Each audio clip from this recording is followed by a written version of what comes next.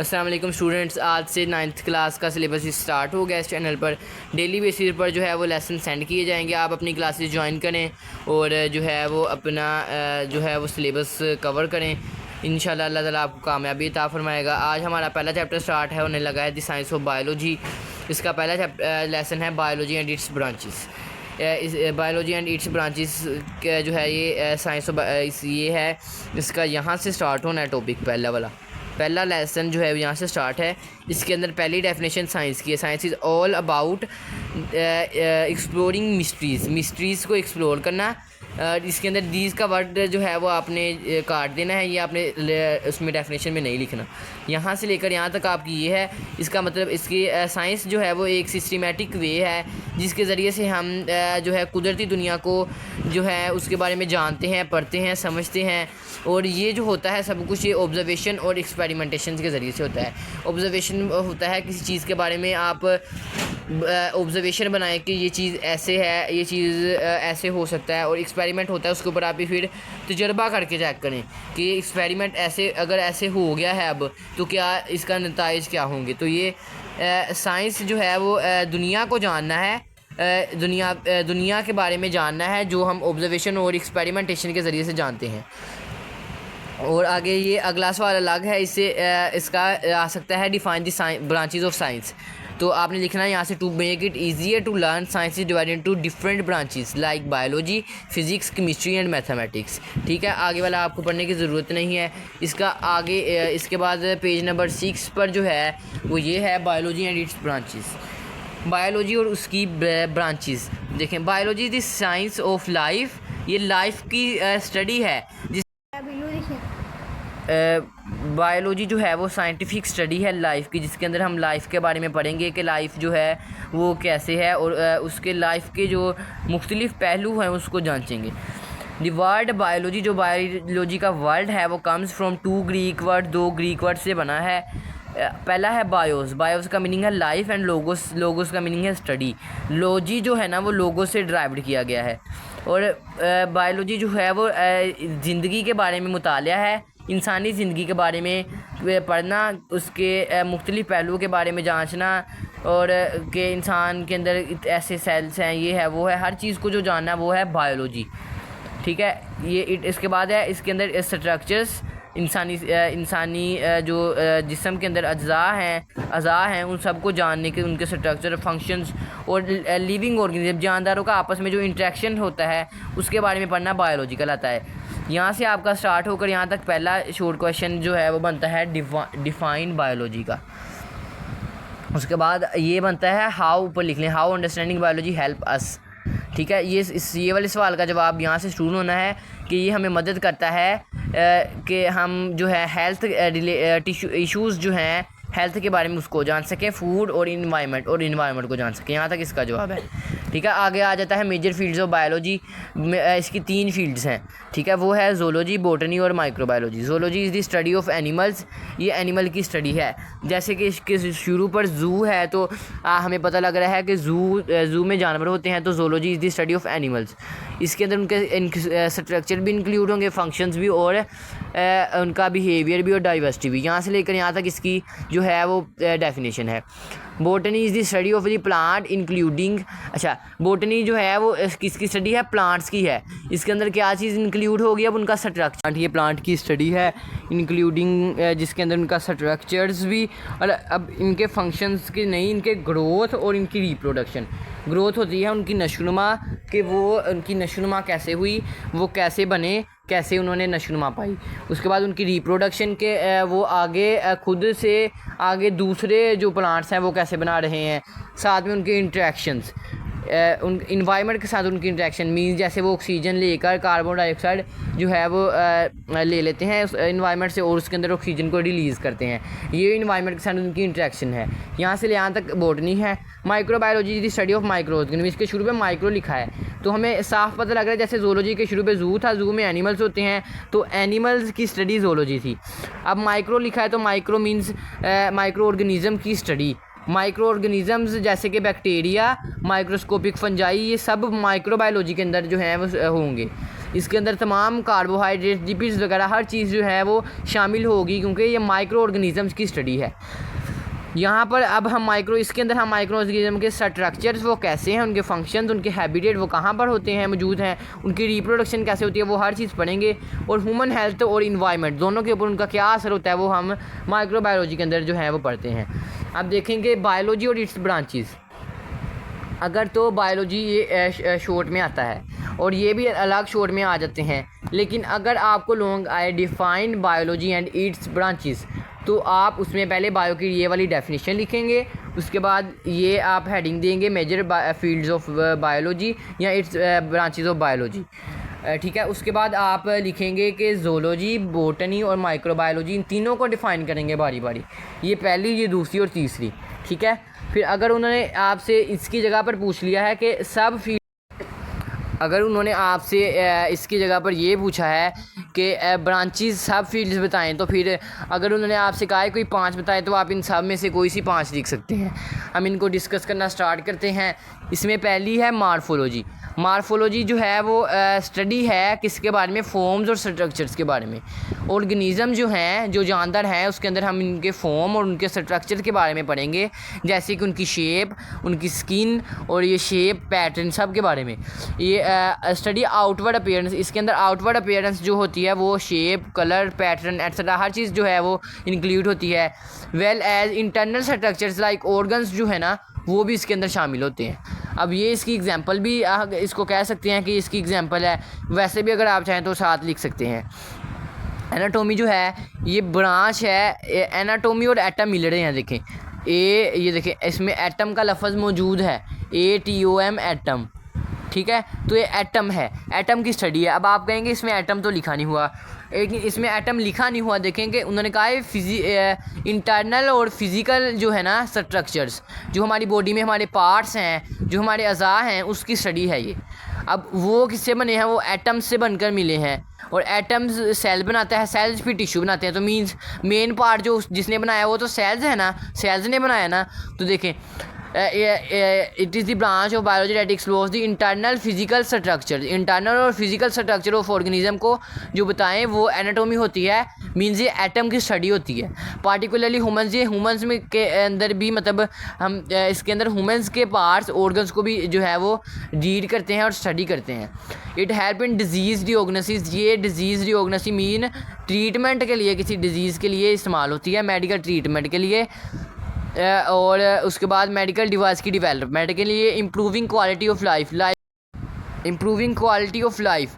अगर तो ये क्वालिटी जो है वो लाइफ की बढ़ा देती है। अब इसके आगे इसकी एग्जांपल है एनाटोमी की, हो सकता है वो आपसे अलग पूछ लें। The study of organs of digestive system, ये इसकी एग्जांपल है एनाटोमी की। आगे है फिजियोलॉजी। ठीक है, physiology is the branch of biology. ये बायोलॉजी की ब्रांच है that is with the functioning of parts. अब देखें फिजियोलॉजी मीन्स फिज़िकल चीज़ें, मीन्स क्या होगा, हमारे वो चीज़ें जो हमें नज़र आती हैं, हमारे बॉडी पार्ट्स। इसकी एग्जांपल है हाउ ब्लड सर्कुलेटरी सिस्टम जो है वो वाइटल न्यूट्रिएंट्स को, सब्सटेंसेस को पूरी बॉडी में कैसे जो है वो सर्कुलेट करता है, उस चीज़ को फिजियोलॉजी में स्टडी किया जाता है। इसकी एग्जांपल है। आगे है histology. Histology is the microscopic study of tissue. अच्छा, अब टिश्यूज़ जो हैं वो हमें नज़र तो आते नहीं है, इसके साथ इसीलिए माइक्रोस्कोपिक का लफ्ज़ इस्तेमाल हुआ है कि माइक्रोस्कोप के ज़रिए जो स्टडी की है टिश्यू की, उसको हिस्टोलॉजी कहते हैं। टिश्यूज़ आर, अच्छा अब यहाँ तक तो हिस्टोलॉजी थी। हिस्टोलॉजी जब आपको आएगा, हिस्टोलॉजी को डिफ़ाइन करें, ये आपने सारा लिखना ही लिखना है। लेकिन अगर आपको आता है कि टिश्यूज़ को डिफ़ाइन करें, यहाँ आपको आता है कि टिश्यूज़ को इसकी बिना, हिस्टोलॉजी की बिना पर करें, तो आप यहाँ से लिखेंगे tissues are groups of cell. ये सेल के ग्रुप हैं डैट हैव सिमिलर फंक्शन, जिनका एक ही फंक्शन होता है। बहुत से सेल जो मिलकर एक टिश्यू बनाते हैं और उसका एक ही फंक्शन होता है, वो टिश्यू कहलाता है। टिश्यू एग्जामिनेशन हेल्प इन, अच्छा अब टिश्यू की एग्जामिनेशन किस चीज़ में हेल्प करेगी, हाउ हिस्टोलॉजी हेल्प अस। इसका सवाल बन सकता है हाउ हिस्टोलॉजी हेल्प अस। इसका जवाब tissue examination help in disease diagnosis, treatment के लिए, ड्रग स्टडीज़, ड्रग्स के बारे में स्टडी के लिए, अंडरस्टैंडिंग ऑर्गन स्ट्रक्चर, ऑर्गन के स्ट्रक्चर को जानने के लिए और उनके फंक्शन को जानने के लिए। अब साइटोलॉजी। साइटोलॉजी जो है आप देखें कि साइटोलॉजी सेल से निकला है लफ्ज़, ये स्टडी ऑफ सेल्स है in the building block of life. अब आपको एमसीक्यूज आ सकता है the building block of life is cell, tissue, organs etcetera.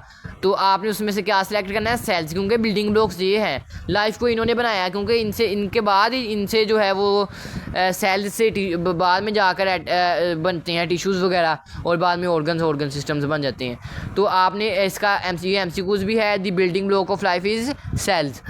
आगे है cytologists unravel the fundamental structures of cells and their organelles. ये आप साइटोलॉजी में लिखेंगे। अब इसकी एग्जांपल जो है वो ये है, they also study the mechanism of cell division. Cell division के मैकेनिज्म को जो है वो इसके ज़रिए से जांचा जाता है और पढ़ा जाता है कि सेल डिवीजन कैसे होती है। तो वो साइटोलॉजी की एग्जांपल भी है।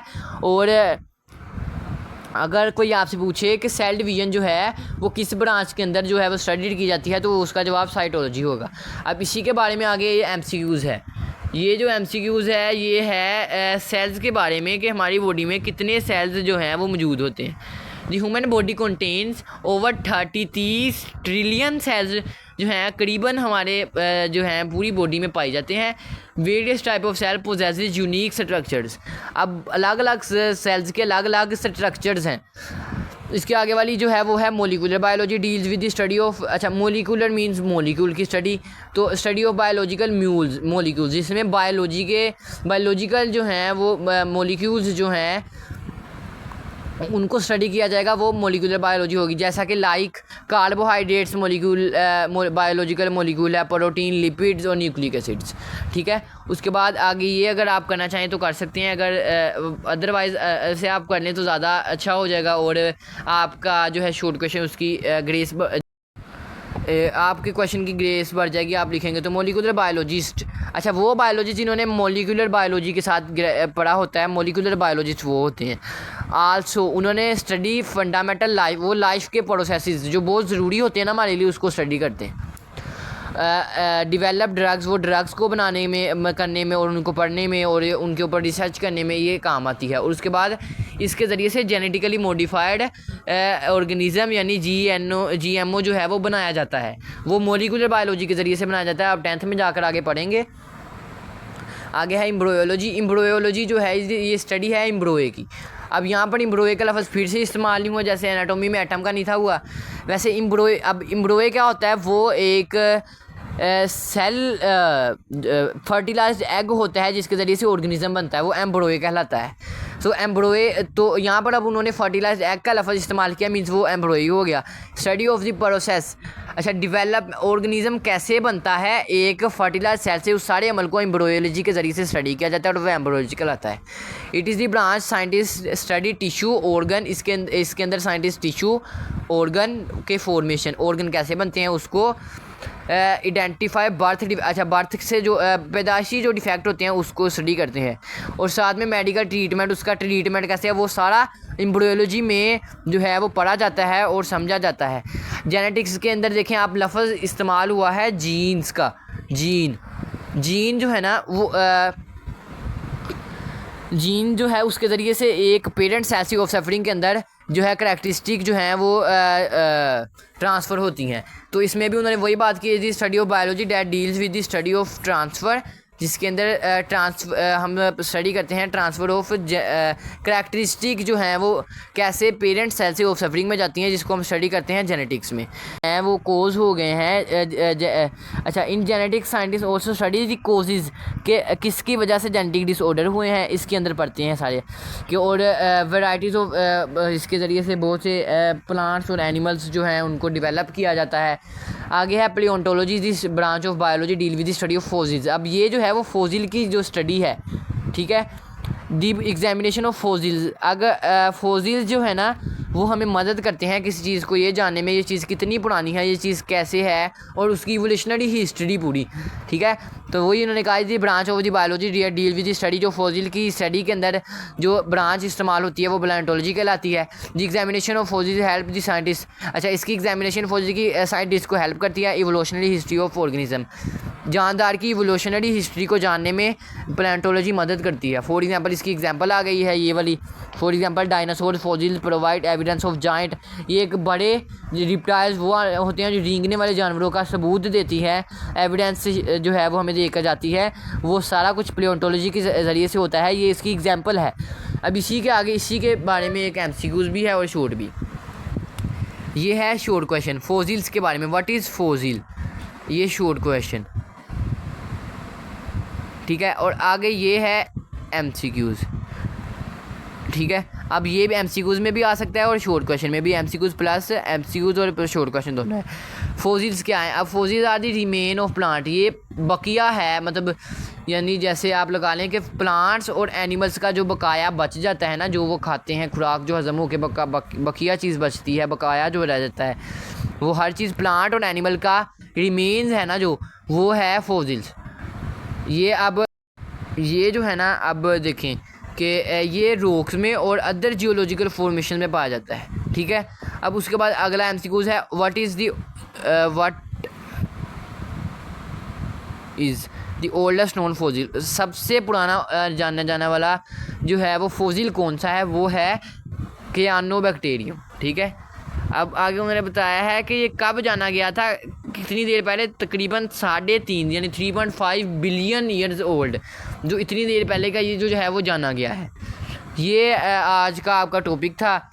आप इंशाल्लाह यहाँ तक याद करें, अगला टॉपिक इंशाल्लाह आएगा, उसके अंदर हम अगली जो हाफ ब्रांचेस जो है वो रह गई हैं वो डिस्कस करेंगे, और बायो का अगले जो है उसके साथ तमाम दूसरी जो है साइंसेस उनके साथ उनका रिलेशन, ये हम अगले टॉपिक में पढ़ेंगे। हाफिज़, मुझे इजाज़त दे, मैं जाता हूँ। आप हमारे चैनल को लाइक करें, सब्सक्राइब करें और बेल आइकन के बटन को ज़रूर दबाएं ताकि हर आने वाला लेसन जो है वो आप तक पहुँच जाए, और जैसे ही कोई वीडियो अपलोड हो आपका सबक जो है वो लेसन जो है वो ज़ाया ना हो और आपको नोटिफिकेशन पहुँच जाए। और जल्द चैनल को सब्सक्राइब कर लें। अल्लाह हाफिज़।